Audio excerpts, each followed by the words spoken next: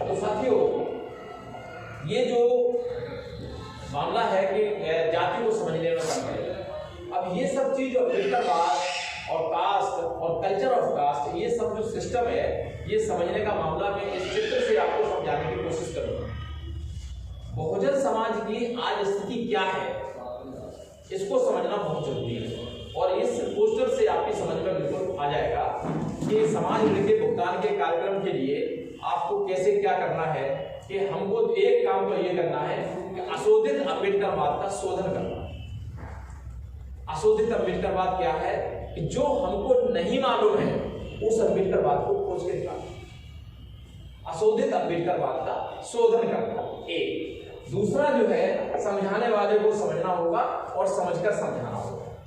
और तीसरा एक सेंटेंस और है कि अशोका का राज आएगा और सबको भयमुक्त बनाएगा। ये जो 3 सेंटेंस हैं, ये 3 सेंटेंस के आसपास आज पूरे दिन का ट्रेनिंग सेशन मिलेगा। आज पूरे दिन का ट्रेनिंग सेशन है, वो इसी के आसपास आपको घूमेगा और आपकी समझ में आएगा कि ये कितना जो है हमारे लिए रेलेवेंसी है और कितना हमारे लिए रेलेवेंसी है। जरा होता है ये छोड़ देना, ये महिलाओं के लिए है। तो साथियों, आज जिसका हम चिंतन और मंथन करने की कोशिश, चिंतन और मंथन जो बैठ जाओ, चिंतन और मंथन जो कोशिश कर रहे हैं, इधर ही बैठ जाओ, जो समझने की कोशिश कर रहे हैं उसको एक इस चित्र से बिल्कुल खाका खींच जाएगा, आपको बिल्कुल क्लियर पिक्चर हो जाएगा कि ये जो गाड़ा है, ये जो गाड़ा है, गाड़ी है, ये जो आप देख रहे हैं, ये बहुजन समाज है और इसको खींचने का काम इसका नेता कर रहा है। ये बहुजन समाज है और बहुजन समाज जो खींचने का काम हमारा नेता कर रहा है, जिसको हम नेता मानते हैं, वो इस काम को खींचने का काम कर रहा है। जो ये बहुजन समाज को खींचने का जो काम कर रहा है, ये बहुत महत्वपूर्ण है। अगर गौर से आप देखेंगे तो ये जो खींचने का जो काम है, वो नेता क्या काम कर रहा है, उसके गर्दन में रस्सी बंधी हुई है और गर्दन में रस्सी बांध के वो कारवां को खींचने का काम कर रहा है। बहुजन समाज के जो कारवां को खींचने का काम कर रहा है, वो रस्सी 2 तरीके से देखिए आप उसको। एक तो वो गले में फंसी हुई है, ज्यादा अगर वो खींचेगा तो वो खुद मर जाएगा, खुद मर जाएगा। और अगर वो खींच रहा है तो देखने से स्पष्ट है कि वो दिखावा कर रहा है कि वो रस्सी ढीली है। एक तो वो रस्सी गर्दन में फंसा के खींच रहा है तो गाड़ा कारवां खींच नहीं सकता है, बहुजन समाज का कारवां नहीं खींच सकता है। और दूसरा ये है कि वो गर्दन में अगर फंसी भी हुई है तो वो कितनी भी ताकत लगा ले, वो रस्सी ढीली है। वो दिखावे के लिए तो कारवां खींचा जा रहा है, पर सच्चाई ये है कि रस्सी वो ढीली है। दूसरी बात। तीसरी बात ये कि जो गाड़ा है, जो कारवां है ये बहुजन समाज का, ये कभी नहीं खींच सकता क्योंकि उसके पहिए चौकोर है। आज समाज की दुर्दशा, जो समाज की स्थिति है, वस्तु स्थिति है, उसको समझाने की कोशिश कर रहा हूं। बहुजन समाज का ये जो कारवां है, ये खींचने का जो काम हो रहा है, वो जो चक्र है वो चौकोर है, तो कारवां खींच नहीं रहा है। और अगर ज्यादा खींचोगे तो पहिए टूट जाए, तो वो चौकोर पहिए कभी घूम नहीं सकते हमेशा। तीसरी बात यह है कि जो कारवां को धक्का लगाने वाले लोग हैं पीछे से, वो यही समझ में नहीं आ रहा है कि बहुजन समाज के कारवां को ये खींचे, ये धक्का मारने का काम कर रहे हैं, उसमें लटकने का काम कर रहे हैं।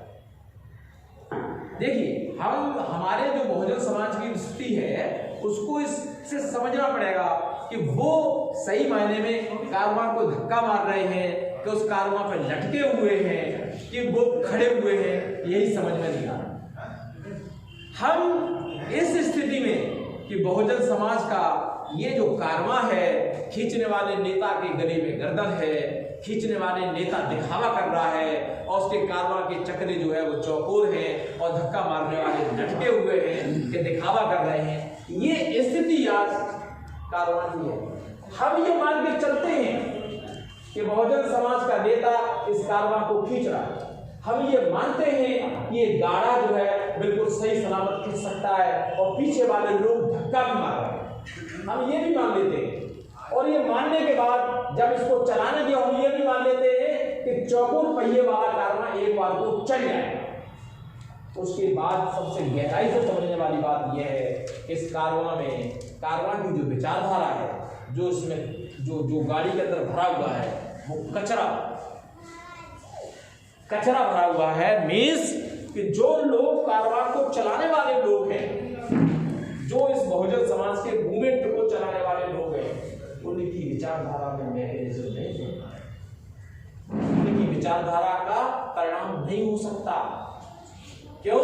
अगर परिणाम हुआ होता, फिर मैं वही ले चलता हूं, अगर वो परिणाम आ सकता था, उसमें रिजल्ट आ सकता था, तो महानायक काशीराम साहब ने 6 दिसंबर 1978 को वामसेफ का निर्माण, 14 अप्रैल 1984 को बीएसपी का गठन और 1995 में सत्ता पर काबिज। गलत तो नहीं कह रहा हूं? क्या था? उनकी आइडियोलॉजी में मैकेनिज्म था। 1996 को वामसेफ को खत्म करने के बाद आज 24 साल हो गए। उस वामसेफ के आज 15 वामसेफ चल रहे हैं, 20 अन्य संगठन चल रहे हैं। परिणाम जीरो, परिणाम जीरो। क्यों जीरो? क्योंकि उनकी आइडियोलॉजी में मैकेनिज्म नहीं है। इसलिए ये जो बहुजन मूवमेंट की स्थिति है, वो ये कारवां इस गाढ़ा की तरह है। ना तो कोई नेता है, ना कोई धक्का लगाने वाले साफ सुथरे लोग हैं, और ना गाड़ी के पहिए। अगर इसको चलाना है तो नेता को बिल्कुल दमदारी से लगना पड़ेगा और साफ सुथरी विचारधारा लेके चलनी पड़ेगी, और जो गाड़ा के जो चकले हैं ये उसको गोल लगाने पड़ेंगे, और धक्का मारने वाले लोग बिल्कुल साफ सुथरे इमेज के लोग होंगे। जब ये चल पड़ेगा तब इंटेलेक्चुअल क्लास का निर्माण होगा। वेद विचारधारा के साथ एक इंटेलेक्चुअल क्लास का निर्माण होगा। जब इंटेलेक्चुअल क्लास का निर्माण होगा तो उसके पास caste, culture of caste and culture of system of the society, ये उसके दिमाग में भरा होगा। आज हम जाति को जी रहे हैं, जाति को जान नहीं रहे। आज हम जाति को जी रहे हैं, जाति को जान नहीं रहे। अगर हम जाति को जान लें और जाति को जी रहे हैं, उसको जान नहीं रहे हैं, जान नहीं रहे इसलिए हम उसको हैंडल नहीं कर पा रहे, हम जाति को कहीं ना कहीं समझने में कम पड़ रहे हैं। हम जाति को कहीं ना कहीं समझने में कम पड़ रहे हैं, और जब जाति को समझने में कम पड़ रहे हैं तो डी कास्ट प्रोसेस में नहीं जा पा रहे, कास्ट को खत्म करने की जो प्रक्रिया है उसमें नहीं जा पा रहे। और जब उसमें नहीं जा पा रहे हैं तो कास्ट लेसनेस सोसाइटी की कल्पना खोखला दिखावा है, इससे हमको बचना है। कास्ट लेसनेस सोसाइटी को जो दिखावा है उससे हमको बचना है। तो ये जो कास्ट इज अनदर नेम अनथिंकिंगनेस। अब कास्ट पर मैं चर्चा करना चाहता हूं, क्योंकि ये जो बैकग्राउंड बताई मैंने आपको, अब मैं आपको जाति पर समझाना चाहता हूं। जाति का के 5 क्वेश्चन है। तो what is caste? Caste is a unthinkingness, caste is a stupidity, caste is a dangerous virus, caste is life of Bahujan Samaj and mindlessness society. ये जो चीजें हैं, जाति क्या है? जाति का निर्माण जिसने किया है उसने जाति का निर्माण इसलिए नहीं किया है, इसकी कुछ क्वालिटी है। जाति का निर्माण करने वाले ने अपने को सुरक्षित किया है, जाति का निर्माण करने वाले ने अपने को सुरक्षित किया है। जाति को खत्म करने के लिए वो क्यों प्रयास करेगा? जाति का बनाने वाला जाति को क्यों, उसको तो जाति बनाने से लाभ हुआ है, वो जाति को खत्म करने का काम नहीं कर रहा है। हमको जाति को खत्म करना पड़ेगा। तो हमको जाति को कैसे खत्म करना पड़ेगा? पहले कास्ट को समझना पड़ेगा, क्योंकि आप देखेंगे कि अनथिंकिंगनेस इज द कास्ट। कैसे? जो जाति में जी रहा है वो जाति पर कहीं भी अपना दिमाग नहीं लगाना चाहता है, वो सिर्फ जाति को जी रहा है। जैसे जाति को जीने वाला व्यक्ति, हम जो देखते हैं कि हमारे समाज में कुछ लोग ये कह करके कि जाति भगवान की दी हुई है, caste is gift of God, ये भगवान का दिया हुआ उपहार है और हम इसको बदल नहीं सकते। ये हमारे दिमाग में है, लेकिन बनाने वाला जानता है ये कास्ट खत्म हो सकती है। जाति बनाने वाला जानता है कास्ट खत्म हो सकती, इसीलिए वो बीच बीच में टेस्ट करता रहता है। क्या? कभी तो गणेश दूध पीता है, कभी सांप आशीर्वाद देता है, कभी पीपल से भूत पैदा होता है। ये जो unthinkingness and culture of caste है, this is the strength into the caste. ये जाति को मजबूत करने का काम करता है। ये जो अनथिंकिंगनेस जो है, ये जाति को मजबूत करने की बात कर रही है। और जैसे ही सांप आशीर्वाद देता है, जैसे ही गणेश दूध पीता है, और जैसे ही जो है वो ये नए जो काम हो जाते, पीपल का पेड़ जो है वहां भूत पैदा होता है, वैसे ही हम अपनी जातियों को और मजबूत होते जाएंगे। हम अगर बेटी के लिए बेटा ढूंढेंगे तो हम चमारों में ढूंढेंगे, कोली में ढूंढेगा, वाल्मीकि में ढूंढेगा, सब अपने समाज में ढूंढने की कोशिश करते हैं। हम इस चाकोरी से बाहर निकलने का काम नहीं कर पा रहे। क्यों नहीं कर पा रहे? Caste is the gift of God. Baba Saheb का जो सबसे मजबूत ग्रंथ है, सबसे पॉपुलर ग्रंथ है annihilation of caste. Annihilation of caste है। उस कास्ट में एक पहले पेज पे उसमें दिया हुआ है, उसमें दिया हुआ एक सेंटेंस है कि मैं एक मिनट आपको दिखा दूंगा, इसमें लिखा कि नहीं लिखा, पर शायद में प्रस्तावना से पहले है, पर इसमें नहीं है, मैं आपको बता देता हूं, मुझे वैसे ही लिखा हुआ है कि जो बहस नहीं करता, जो तर्क नहीं करता, वो धर्मांध होता है। जो तर्क नहीं करता वो धर्मांध होता है। जो तर्क नहीं कर सकता वो मूर्ख होता है, और जो तर्क करने का साहस नहीं करता वो गुलाम होता है। ये एनिहिलेशन ऑफ कास्ट के इसमें नहीं दिया है, जो उनकी ओरिजिनल मूल किताब है, मैं 1 नंबर वॉल्यूम में दिया हुआ है। तो उसके पहले सरफेस पे मतलब उसका जो प्रस्तावना है, प्रस्तावना से पहले दिया है क्या कि जो बहस नहीं करता वो धर्मांध होता है, जो बहस नहीं कर सकता वो मूर्ख होता है, और जो साहस नहीं कर सकता तर्क करने का वो गुलाम होता है। ये क्या है? That is a caste. हम जानते हैं कि हम इस काम को कर ही नहीं सकते, ये हमें इसकी जरूरत नहीं है। वो वहीं पर उसको उलझ गया और उसी को जीने का काम करता है। तो कास्ट जो है ये हमने उसको अपने आप को उसको एक्सेप्ट करने का काम किया। अब अभी हमने आपको जो बताया था what is the law of imitation, अब मैं उसको आपको समझाना चाहता हूं कि कास्ट हमको किसी ने दी नहीं है, कास्ट हमने दी है। कास्ट हमको किसी ने दी नहीं है, कास्ट हमने ली है। वो कास्ट कैसे ली है, ये एक सिंपल सी भाषा में समझाने की कोशिश मैं आपको करूंगा। इसको आप मैं समझता हूं कि सबकी समझ में आ जाएगा। कास्ट हमने स्वीकार की है कि ये जो कास्ट का फैक्टर है, इसमें समझने के लिए ये है कि जब दरिद्रत की हत्या के बाद, भाई साहब इसको नीचे, दरिद्रत की हत्या के बाद पुष्यमित्र सिंह नाम का जो ब्राह्मण था, उसी को इन्होंने राम बनाने की कोशिश की, राम को बनाया, और दरिद्रत को इन्होंने रावण बनाने का बताइए। तो जो पुष्यमित्र सिंह की हत्या के बाद एक ग्रंथ का निर्माण किया गया। क्या काम किया था बताएं? एक ग्रंथ का निर्माण किया गया। सुमित भार्गव नाम के ब्राह्मण काशी का था, उसने एक ग्रंथ का निर्माण किया। उमेश तित्तल मैं बात कर देता हूँ, अभी थोड़ी देर बात करता हूँ। आप इधर आ जाओ, यहाँ आ जाओ, आप भी आ जाओ इधर। अब मैं उस पर इसलिए चर्चा करना चाहता हूँ इस विषय पर कि कास्ट को उन्होंने जब पूरे दरिद्रत की हत्या की गई, दरिद्रत की हत्या नहीं की, उन्होंने उनके राजपाट को भी खत्म किया। जो सम्राट अशोक की फलती फूलती संस्कृति और बहुजन समाज का साम्राज्य जो खुद शासक था, उस पूरे साम्राज्य को उन्होंने खत्म किया।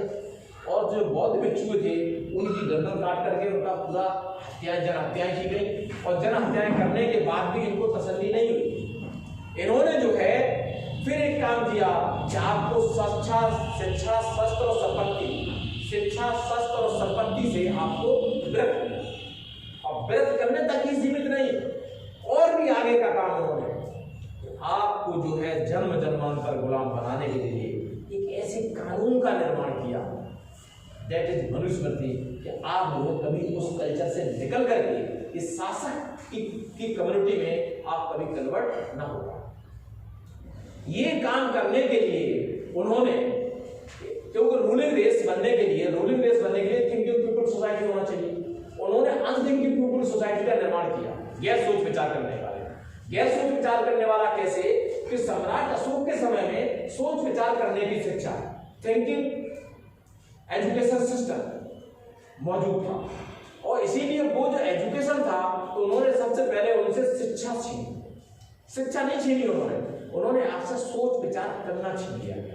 जब सोच विचार करना छीन लिया गया तभी कास्ट का नाम दिया, कास्ट इज अनथिंकिंगनेस। जब गैर सोच विचार करने वाले बन गए तो वो कास्ट बन गए, और वो अनथिंकिंगनेस सोसाइटी डेवलप हुई, और वो धीरे धीरे स्लेव गुलाम में कन्वर्जन हो गया। जब गुलाम में कन्वर्जन हो गया तो जन्म जन्मांतर गुलाम बन करके आज हमारी स्थिति बनी। हम लोग उस सिस्टम से बाहर नहीं निकल। लेकिन ये जो कास्ट का निर्माण हुआ, ये कैसे हुआ, ये समझना बहुत जरूरी है, ताकि आप लोगों के दिमाग में, हमारे सभी साथियों के दिमाग में, मेरे भी दिमाग में ये कंसेप्ट है कि हमें भगवान ने कास्ट दी। कि जब सुमित भार्गव ने इस मनुस्मृति की रचना की तो ब्राह्मण ने दो काम किए, बहुत जबरदस्त दो काम किए उन्होंने। पहला काम ये किया, उन्होंने अपने को सर्वश्रेष्ठ बताया। क्या बताया? सर्वश्रेष्ठ। बैठ लो। पहले तो उन्होंने अपने को सर्वश्रेष्ठ बताया, और सर्वश्रेष्ठ बता के उसने अपने को एक बंद चाटुरी में बंद, एक इनबॉक्स में एक इनबॉक्स कर दिया। मतलब उन्होंने कोई चीज बताई, बता के इनबॉक्स कर दिया, बंद कर दिया। ये क्या था?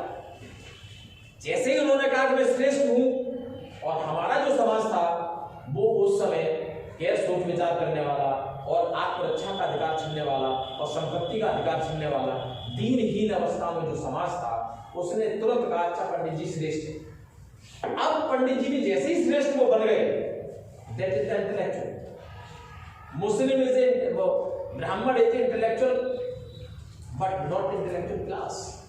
ध्यान रखिए, ब्राह्मण विद्वान है पर वो इंटेलेक्चुअल क्लास नहीं है, क्योंकि इंटेलेक्चुअल क्लास बनने के लिए उसमें डिसइंटरेस्ट, ईमानदार, ऑनेस्ट, ये क्वालिटी चाहिए। उसमें ये क्वालिटी नहीं है, उसके अंदर ये क्वालिटी नहीं है। ब्राह्मण भ्रष्ट है, करप्ट है, धूर्त है, झूठा है, बेईमान है।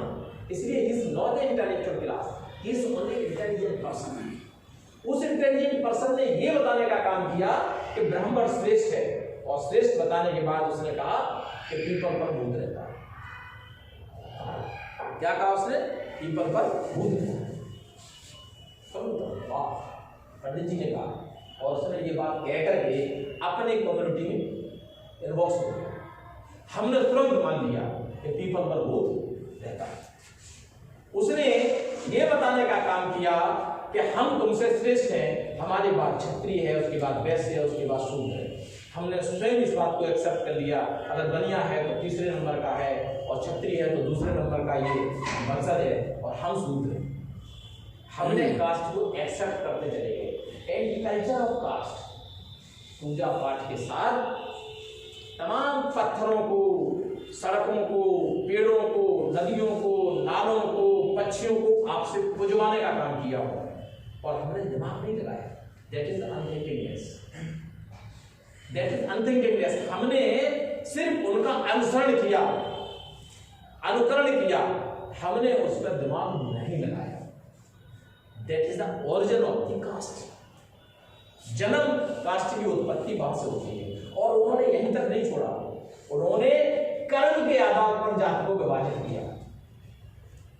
कर्म के आधार पर जाति का निर्माण बताते चले। नाई बाल काटेगा, कुर्मी जो है वो कुम्हार जो है वो मटके बनाएगा, चमार जो है चमड़े का काम करेगा, और धोबी जो है वो कपड़ा धोने का काम करेगा, कठेरिया जो है बच्चे पैदा करने का काम करेगा। ये उन्होंने इस तरीके के काम जो है हम लोगों को बोले, और जिसने उसको स्वीकार करता चला गया, that has been completed a convert in community. उन्होंने ऐसा बोला, हमने एक्सेप्ट किया। क्यों? कि हम अनथिंकिंगनेस सोसाइटी के लोग थे, हम स्लेव लोग थे, हम गुलाम लोग। क्योंकि आपसे सोचना और सोच विचार करना आपसे छीन लिया गया। जब इस चीज का कन्वर्जन हुआ तो कास्ट अपने आप में डेवलप होती चली, और कास्ट जब डेवलप होती चली गई तो आप देख रहे हैं कि धीरे धीरे धीरे धीरे आज जो है 6,743 जातियों का आंकड़ा बोला जाता है। पर मैं तो ऐसा मानता हूं ये जातियां 10,000 से ज्यादा जातियों में बटी हैं। 6,743 तो एक बात बोली जाती है, पर ये 10,000 से ज्यादा। तभी कहा जाता है caste is another name of unthinkingness inside the box. Caste जो है गैर सोच विचार करने वाला मामला है, जो इनसाइड द बॉक्स थिंकिंग है, जो सिर्फ एक बॉक्स के अंदर सोच विचार कर रहा है। उस सोच विचार की सिस्टम को उस बॉक्स से बाहर नहीं करना चाहते, ये बाहर आपको निकलना पड़ेगा। और decaste process coming out the box, देखिए सेंटेंस दूसरा भी लिखा हुआ है, decaste process of coming out of the box thinking. आपको बॉक्सेस से, बॉक्स से, उस गैर सोच विचार करने वाली बॉक्स से बाहर निकलना पड़ेगा। That is the process of decaste. जाति को खत्म करने की जो प्रक्रिया है वो आपको उस बॉक्स से, सोच विचार करने वाले बॉक्स से आपको बाहर निकालना, तब आप उसमें डीकास्ट प्रोसेस में जाना है। और डीकास्ट प्रोसेस में जब आप जाएंगे तब कास्टलेसनेस सोसाइटी का निर्माण होगा। और कास्टलेसनेस सोसाइटी का जो निर्माण होगा वो ऐसे नहीं होगा। That should be come with the can be emulate, rejuvenate, revitalize and innovate the Ambedkarism. जब तक आप अम्बेडकरवाद को नाविन्यपूर्ण, सुदृढ़पूर्ण और यौवनपूर्ण, स्फूर्तिदायक, ताकतवर नहीं बनाएंगे, तब तक ये चीज निकल करके बाहर नहीं आएगी। That is one Baba Saheb Ambedkar on the speech of 18 मार्च 1956। बाबा साहब यही कहना चाहते थे कि जो हमारा पढ़ा लिखा समाज है उसने समाज को जगा करके इन चीजों को, जाति को और इस कंसेप्ट को समझाना चाहिए था, उसने ये काम नहीं किया। इसलिए वो कहते थे कि हमको पढ़े लिखे लोगों ने धोखा दिया, हमको पढ़े लिखे लोगों ने एक चीज से हमको धोखा देने के साथ हमारा जो पूरी विचारधारा थी, हमारी जो मूवमेंट थी, उसको उन्होंने खत्म करने का काम किया। ये बाबा साहब का कहना था। और ये वो इसलिए भी कहते थे कि कास्ट की जो कल्चर है, जो हम पीढ़ियों में जकड़े हुए हैं, उस कल्चर से हमको निकलना पड़ेगा। हम जिस चीज को एडॉप्ट करे घूम रहे हैं, हम अगर हम घर से निकलते हैं तो हमारे अंदर पता नहीं कुछ जैवी बोलने में हमको कष्ट होता है। हमारे लोग राम राम बोलेंगे, नमस्कार बोलेंगे, गुड मॉर्निंग बोले, बहुत अच्छी बात है, गुड मॉर्निंग बोलने में कोई बुराई नहीं है। लेकिन आप राम राम बोले क्या क्या बोलते हैं, हमने देखा हमारे लोगों को। तो ये जो बॉक्स वाला मामला है, दैट इज वेरी टिपिकल। हमको इस इनबॉक्स से बाहर निकलना पड़ेगा और हमको खुल करके सामने आना पड़ेगा, क्योंकि interpretation any concept should be come out box. किसी भी विचारधारा को स्थापित करने के लिए जब तक आप उस बॉक्स से बाहर नहीं निकलेंगे, आप अपने विचारधारा को स्थापित करने में मजबूत नहीं हो पाए। कोई भी चीज आपके पास आई, कंसेप्ट विजन में आया दिमाग में, और आपने सोच विचार करके अगर उसको बाहर नहीं निकल रहे हैं तो आपके पास वो नहीं हो पाएगा। ये जो कास्ट का कल्चर है, ये कास्ट को हमारे जो श्रीमंत पी.आर. अम्बेडकर साहब हैं, वो एक बात कहते हैं कि हम जाति को जीते, हम जाति को जानते नहीं, और जब जानते नहीं है तो हैंडल नहीं कर पा रहे हैं, इसलिए हम डीकास्ट नहीं कर पा रहे हैं, और डीकास्ट नहीं कर पा रहे हैं तो कास्टलेसनेस नहीं कर पा रहे हैं। अब वो कहते हैं कास्ट जी कैसे रहे हम लोग, जैसे कि हम लोगों ने कास्ट को स्वीकार किया है उसी तरीके से कास्ट को जी रहे हैं। अब जब भी किसी संगठन का निर्माण होता है, किसी मूवमेंट का निर्माण होता है, तो हम कास्ट को ध्यान में रखते हैं। हम जाटव हैं, जमा रहे, हमने कोई संगठन बनाया तो अध्यक्ष जवाब होना चाहिए, और बाल्मीकि को बना दो इसमें वो सदस्य बना दो। हम लोग रखते दिमाग में ये चीज क्या है, that is the culture of caste. ये हमारे दिमाग में घुसी है। लड़के की भामर पड़ी, शादी हुई, भामर जरूरी है, हम जाति को जी रहे। कल्चर कास्ट को जी रहे हैं हम। जो व्यवस्थाएं समाज की बनी हुई है वो जो जितने सिस्टम बने हुए हैं वो कास्ट से रिलेटेड है। आप उसको भी कास्ट से अलग नहीं कर सकते। जो कल्चर ऑफ कास्ट है कि लड़के की शादी हुई, वो जैसे ही वो आए टीका चलाने वाले तो वो बनाया गया एक साथी आसन, और उस पर आम की लकड़ी का एक पट्टा लगेगा, नीम का लगा देंगे तो मतलब जिंदगी उसकी कड़वी हो जाएगी, वो आम का ही लगेगा और उसको दूसरा लगाएंगे ही। और वो बुआ या बहनी बनाएगी उसको, अगर किसी माँ ने बना दिया शराब हो जाएगा। ये जो कल्चर कास्ट है, ये जो स्टुपिडिटी है, that is culture of caste and culture of stupidity. तो हमको इस कल्चर ऑफ कास्ट और कल्चर ऑफ स्टुपिडिटी से निकलना पड़ेगा। कल्चर ऑफ कास्ट और कल्चर ऑफ स्टुपिडिटी से हमको निकलना पड़ेगा।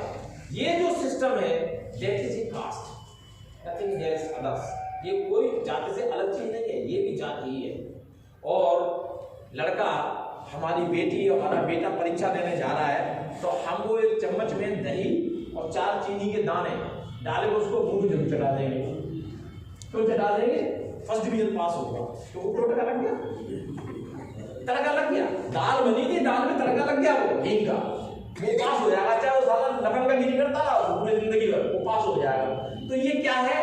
Culture of caste, culture of stupidity. ये जो चीजें हैं, इस जो इन्वॉल्व जो हमने कर रखी है, इसको हमें डिकास्ट करने के लिए इस अनथिंकिंगनेस कंसेप्ट से बाहर, ये जो चीजें हैं ये कास्ट को स्ट्रेंथन करती है, कास्ट को मजबूत करती है। ये जो कास्ट हम जी रहे हैं वो इसी हिसाब से जी रहे हैं। अब आपको ये लग रहा होगा कि ये कास्ट को इस मूवमेंट से कैसे जोड़ रहे हैं? बहुजन मूवमेंट से कास्ट का क्या रिलेशन है? ये बड़ी अजीब सा सवाल है ना, लोगों के दिमाग में आता। कई लोग पूछते बोले भाई साहब बहुजन मूवमेंट की बातें करो, नारे वारे लगाने वाला काम बुजदमदारी का, ये क्या आप बता रहे हो?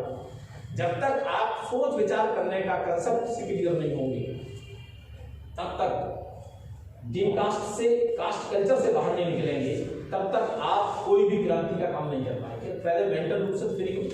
बाबा साहब का जो सेंटेंस आप लोगों को जानकारी होगा, एक जगह उन्होंने कहा है कि विश्व में बहुत सारी क्रांति हुई और वो विश्व आउट ऑफ इंडिया की जो क्रांति है वो सफल हुई, क्योंकि वो लोग शारीरिक गुलाम थे लेकिन मानसिक रूप से वो लोग स्वतंत्र थे। मानसिक रूप से स्वतंत्र व्यक्ति आजादी क्रांति कर सकता है क्योंकि वो मानसिक रूप से सोच विचार करने की क्षमता है।